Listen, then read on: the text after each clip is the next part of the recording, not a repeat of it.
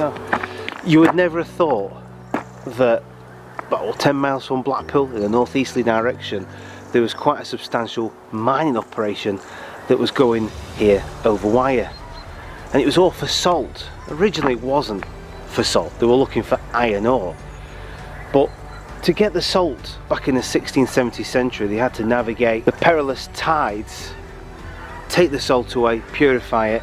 They could filter it, evaporate it, and then use it for whatever needs must.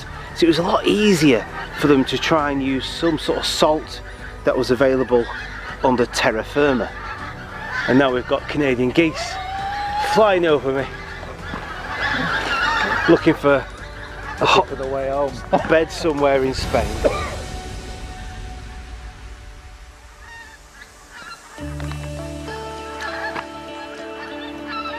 By sheer coincidence, this fascination to mine for salt started around 1872 when a gang of men, a syndicate of men from Barrow-in-Furness, were actually looking for iron ore and descended for lodgings at the Black Bull Inn in Priesall to drill some boreholes to look for the said metal. However, they didn't find any, but they did find quite a lot of salt. They took a sample back to the Black Bull, where the landlord's daughter, 17-year-old Dorothy Parkinson, dissolved and filtered and boiled to produce the very first sample of Priesall salt.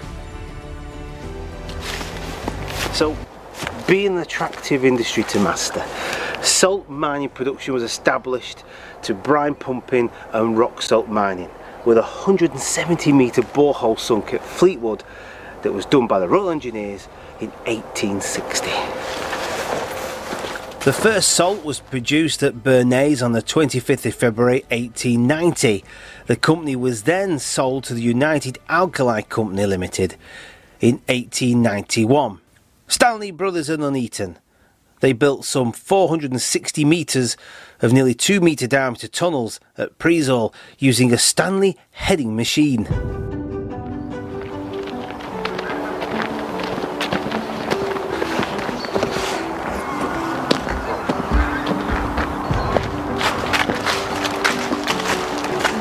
Alright, we're ready. Right, so yeah, so this shaft was excavated in the late 1800s, but it was shut in 1911. By the 1920s they realised that they had a problem with the underground workings and they need to keep them, I presume they need to keep them dry, so they built this pumping house in 1924 as per the date stone. At the same time they built a generating station here to supply the whole site with electricity. Prior to that they had 7 independent generators around the area. They brought all that into one place. As an aside to that, they actually fed the local village from this particular power station. The caverns were between 16 feet and 40 feet high, with pillars of salt 60 feet square left every 105 feet as supports. The mines were lit by electric, especially near the rock face where the blasting was being carried out, and where candles stuck in the moist clay were used. Winches powered out by compressed air pulled trains of tubs containing rock salt up into the shafts, where they were hoisted to the surfaces, also serving as a lift for the miners. In 1918, over 30,000 tonnes of rock salt left the works by rail, and almost 8,000 tonnes of fuel and materials were brought in.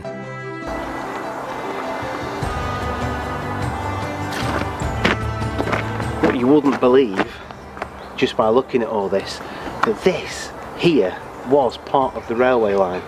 If you look at the map you can see where it goes off by that sort of natural triangle of land going off to the other pits on the other side, closer towards the River Wyre, and it was around there where it was connected to the branch line. So there were steam engines here, there was coal that was brought here, what else was brought here? But it's all gone.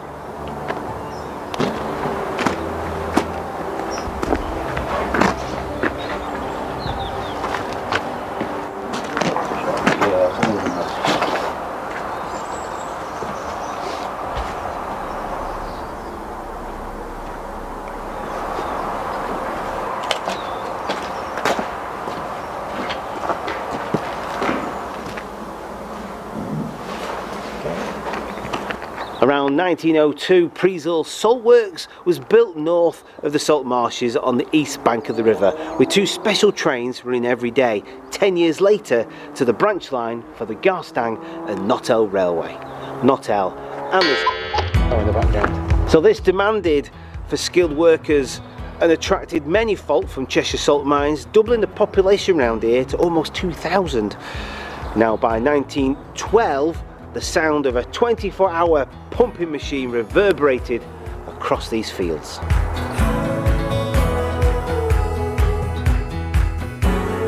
Good position again. Just back a little bit. And ammonia soda works started production in 1924, later becoming part of the ICI Hillhouse works, now needing the sinking of yet more wells and the building of more water softening plants in Preezall to modify the hardness of the water. Is that it? It might be part of the same scheme, mightn't it? Yeah, because that says 1924. It does, and this was a pumping station. It says in here to keep equilibrium between wells. That's very interesting. So off camera now, there's, like with the railways, you get different buildings that look different because they've been built at different times, and it's all to do with the expansion and the improvement of the works. So it's difficult to puzzle these together. It's not as if we can go back 100 years and find Fred and say, "Hey, chance you want to do an interview?" That would be very nice, wouldn't it? Right.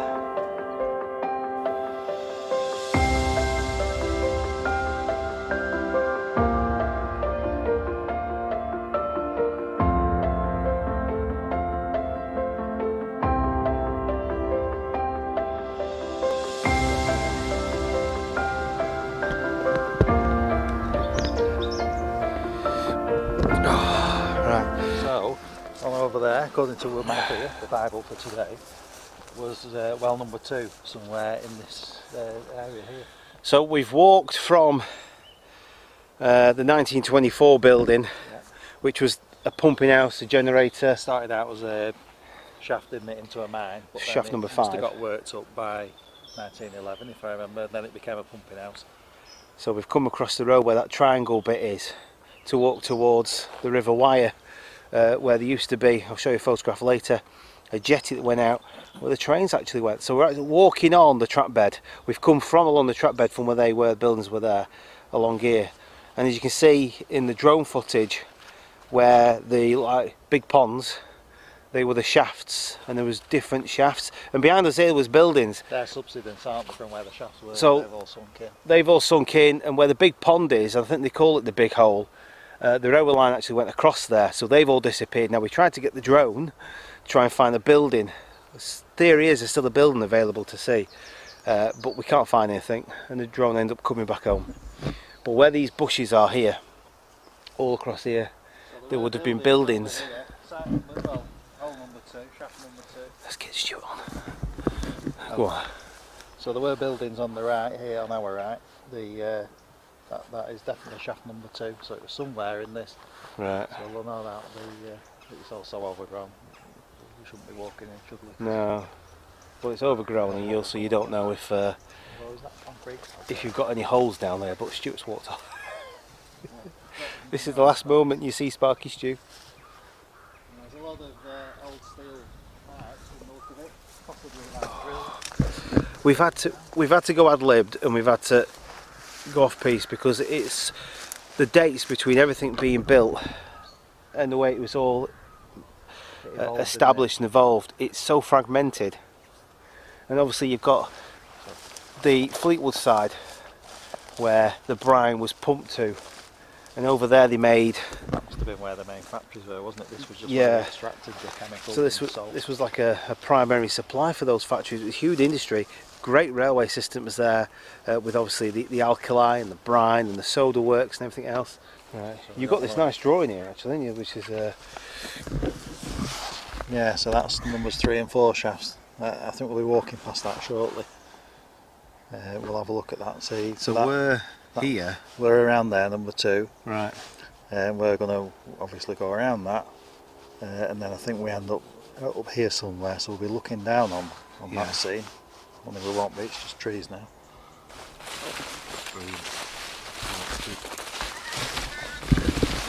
So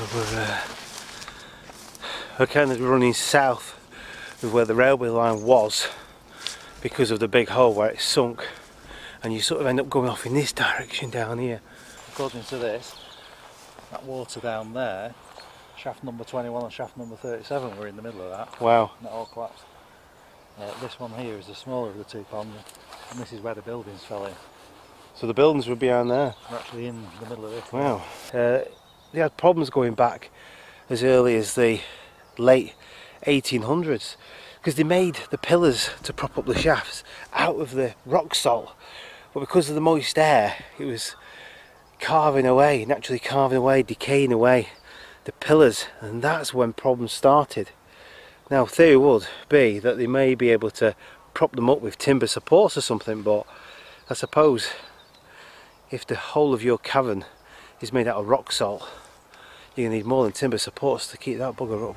A great hole that was visited daily by hundreds of people from near and far, including many geologists, is so deep that it could swallow Blackpool Tower and leave no trace of it. Tremors and subsidence continued well into the next year before it settled. Apparently it was so loud when the main shaft collapsed that you could hear it about 4 miles away. A tremendous roar.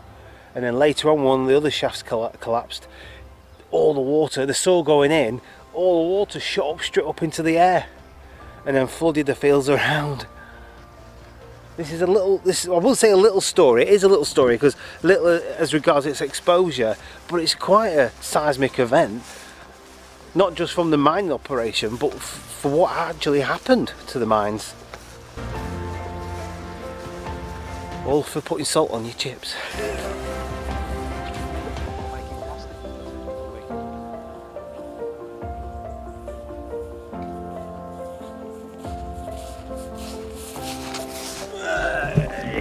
Can't forget the camera.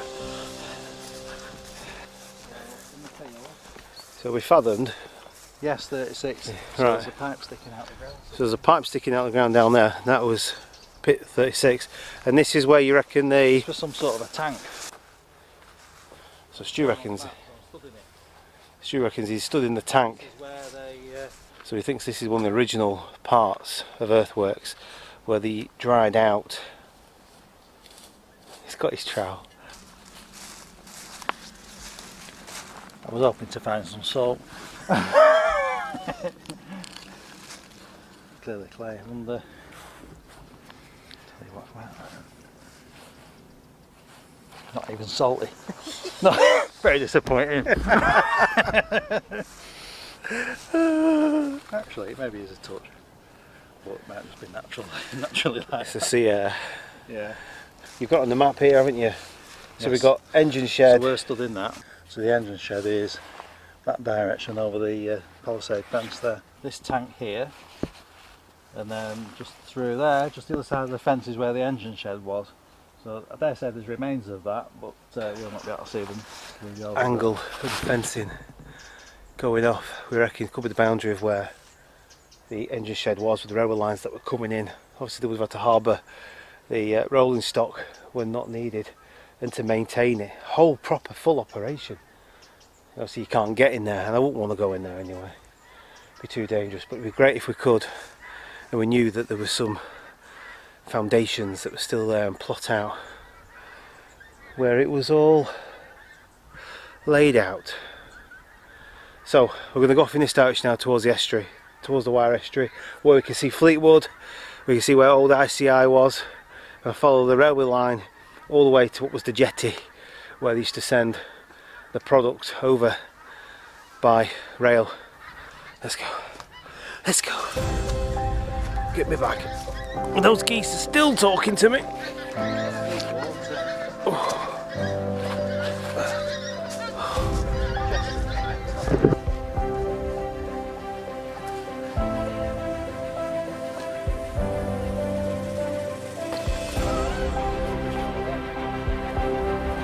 And just behind us here, there's an embankment. You can clearly see on the camera now. Yeah. And that is the embankment of the railway line that came from the works, that made its way towards the estuary, the Wire. To the pier. To the pier. Obviously the land subsides and comes back up, but we will be picking it up and walking along that section quite shortly. But you can see from over here, the sun might not do a good job, but you can see just the other side where Fleetwood and Bernays goes down to. Sounds like a sorcery, your stake, doesn't it? I've got cobwebs all over my camera now. Just over the distance there is just the other side of them pylons, just there, that's it. That's where ICI, or the Alkali Works, was, or the grounds are still there, the industry, definitely some buildings and stuff that are still there, and that's where it was, and that's where they used to take it across.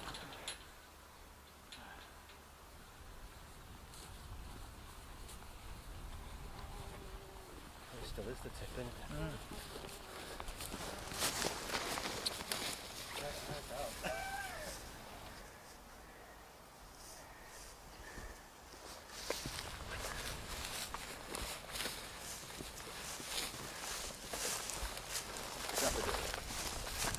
What you want?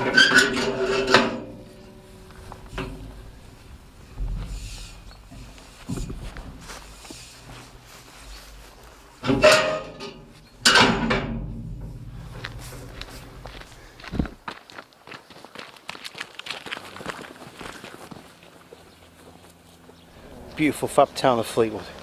The tip, and then of course all the way down here towards Stanner you've got the ICI. What was the ICI plant? And we're at the end of this line now, pretty much the end of our journey, and we are stood on the jetty. What would have been the beginning of the jetty. The jetty's not here.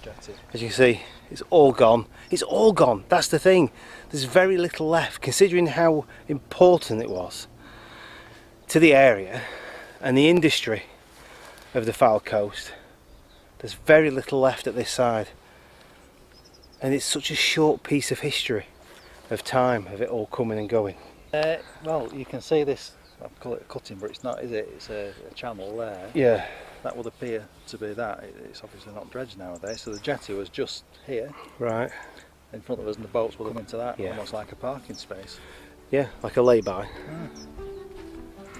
Can't see anything left though, can we? The jetty, well, it's concrete foundation, which will be the abutment, won't it? By 1956, ICI purchased 20 farms amounting to 1,500 acres of land in order to secure their water supplies for future production.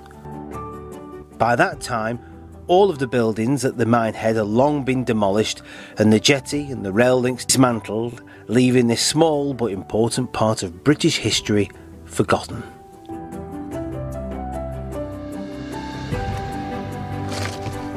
So, the miners and their families, they've all gone, and the mining and the brine pumping, that's all gone too. The farms and the homes that were in this area have all been lost, and ICI and the railways, they've all gone. But what is interesting and fascinates me and brings this story to a close, that the pub where it all started, that gang of men, the syndicate of men from Barrow in Furness that wanted to come here and find iron, nestled and landed at the Black Bull Inn back in 1762, and that pub is still pulling pints today. 1762. Hey? The pub? Well, the pub might have been built then, but you said the men arrived at 1762, but it was 18. Oh no, the pub, I'm on about the pub. Oh, sorry. Take two. This is good for the outtakes. That'll do. Still got to get